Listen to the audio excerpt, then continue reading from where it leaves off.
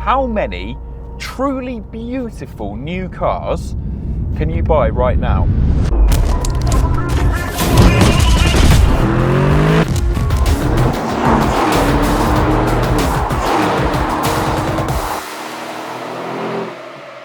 And I don't mean like strikingly incredible, mad-looking cars like a Lambo Revuelto or Pagani Utopia, or even like, you know, clean, handsome stuff like most Mazdas or Volvos. I mean, genuinely, knuckle-bitingly beautiful, classically elegant cars. You see, there's not as many as you think, are there? And that means this, the new £199,000 Aston Martin DB12 Volante, from the rear three-quarter angle especially, might just be the most beautiful new car in the world. Anyway, thanks for watching. Like and subscribe to Top Gear, and goodbye. Okay, we're not actually going to leave it there, but don't you agree that the drop-top DB12's most important job, and the most important job of any super cabrio, is just that, to look stunning? What it's like to drive, how practical it might be, or how well the roof works, all play second fiddle, because the most critical thing is for this to be a goddess among cars. And judging by the reaction from most people as I've trundled through Wales on my way here today, I'd say, job done, Aston Martin. Yes, obviously we're in Wales because, as you can see, we've now got the roof up and it's tipping it down with rain, whereas the shots you're looking at from the outside of the car, it was beautifully sunny about 10 minutes ago, so we could put the roof down and the drone up. So forgive the continuity, but it does mean I've had plenty of seat time in the Volante with the roof on and off. So while I've been unable to have the wind in my hair, I've been thinking more about that question at the top. How many truly beautiful new cars are there? I mean, the Jaguar F-Type was once, but I think they kind of spoiled it with that facelift. And that new Alfa Romeo 33 Stradale is a bit of a miss for me. Ferrari Roma, that's one. The Roma is gorgeous, apart from that grille.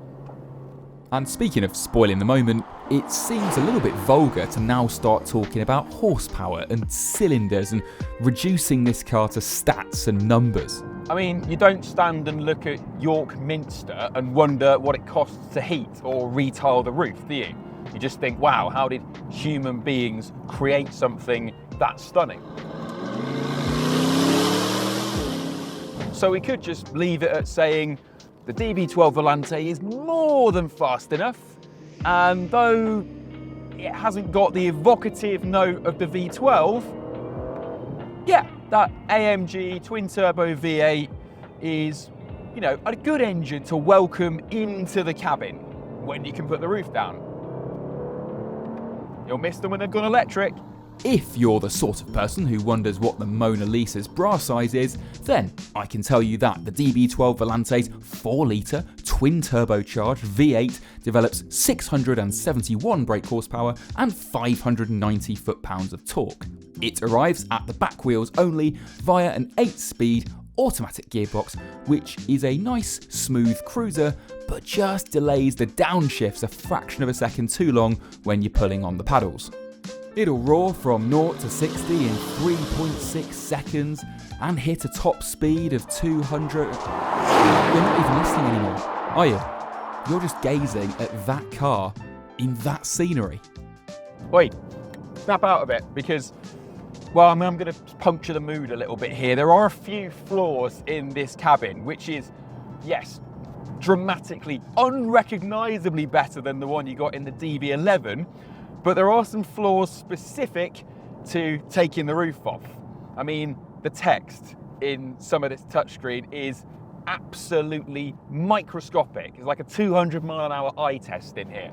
Then there's this center console. Now, yes, Aston Martin, if I could take my hands off the wheel right now, I would applaud you for going with buttons and not hiding everything in the screen. But please, could you not make most of the buttons out of glossy piano black plastic? Because when the sun does eventually come out, and I think we're going to get the roof down in a moment, all those reflections beam into the cabin and you can't see what any of these do. And the backlighting on the buttons isn't bright enough that you can even tell. I mean, is the lane assist actually off? Is the traction control off? Am I in manual mode? I've no idea. Right, I'm gonna risk it. Now, you don't actually need to pull over to drop the roof in the DB12. You can do it up to 30 miles an hour, but I just like turning around and watching it and seeing it in the mirror, all those motors and tensioners. It's brilliant. There we go. We've got a bong and we've got the roof off. Now, the only reason I was doing that nitpicking a moment ago is because in almost every other respect, this is a well thought out cabin for a soft top. I mean, the simple fundamentals matter. The heater, is it powerful enough? Oh yes, absolutely. It's like a furnace in there. And because I've got physical knobs to turn the fan speed up and to muck about with the temperature, it's just adjusted perfectly instantly. And that matters.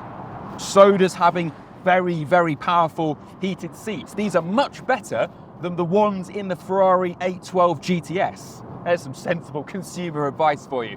And it's got a really nice heated steering wheel. It doesn't have the kind of Mercedes patented air scarf thing, you know, that vent that sits in the headrest here and kind of coughs warm air down your spine, but I just don't miss it. In fact, I'd much rather be in here than in a Mercedes SL. I mean, would you rather swan around in this cabin or in a Mercedes SL? Because to me, this looks like a laptop surrounded by hairdryers. Whereas this is exquisite. A 670 horsepower hairdryer. But it has been, you know, well thought out, well engineered for a soft top. The roof, 8 layers. So it's very well insulated. When you've got the top in place, it cruises very quietly. It's nice and cozy. And like I said, the roof mechanism will work in a 30-mile-an-hour headwinds. That allows you the opportunity to just get it up and down a little bit more often, which, yeah, as you can see, that's the name of the game in Britain. And underneath, the structure feels stiff. It doesn't flop about. You have to hit a pothole pretty hard before you notice any flex. And yeah, look, it's 2024. Convertibles shouldn't be flexing and flopping about, especially not 200 grand ones, but you know, even an Aston Martin occasionally has dropped the ball on that sort of thing in the not too distant past. So it's good to know that they're really getting on top of it.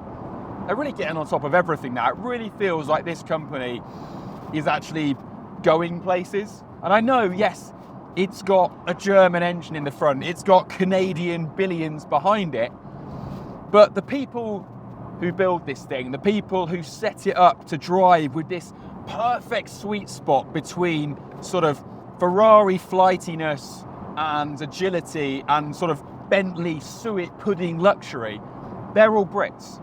And the people at the factory are Brits. I've been there, I've seen the passion that they put into stitching this sort of thing and into making the switchgear have the correct click, and they've done a magnificent job, and they've always had that passion, but they've never quite had the funding. They've always been kind of building the next car to save Aston Martin.